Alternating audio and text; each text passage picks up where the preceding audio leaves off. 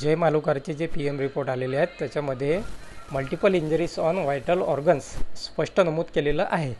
ह्या ज्या इंजरीज त्याला झालेल्या आहेत ज्याच्यामुळे त्याची डेथ झाली आहे, हार्ट अटॅकने त्याची डेथ झाली नाही, याची चौकशी उच्च पद्धतीने करण्यात यावी, बस एवढीच मागणी आहे. आणि सोबतच आम्हाला पोलीस संरक्षण देण्याची कृपा करावी.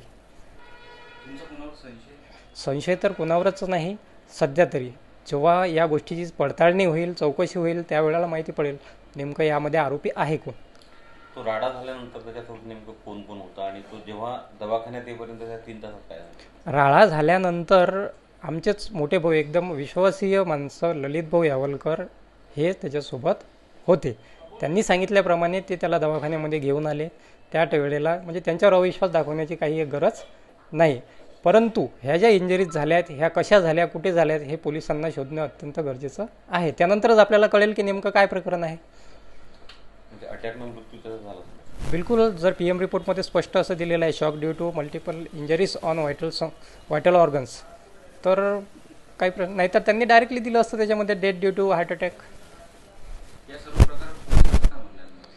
पोलीस आम्हाला उडवाउडवीची उत्तर दिले आहेत. श्री PSI खरपळे साहेब यांनी पण तेच म्हटलं की आम्ही डॉक्टरांना याच्यावर क्वेरी मागतो, त्यांना क्वेरी लिहून घेतल्यानंतर आम्ही या गोष्टीवर करू. चौकशीसाठी आम्ही व्हिडिओ, CCTV फुटेज सगळ्या काही गोळा केलेले आहेत.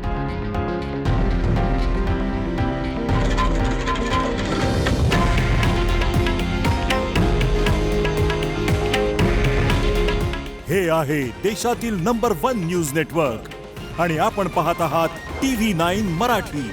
काळजी तुमची, हित महाराष्ट्राचं.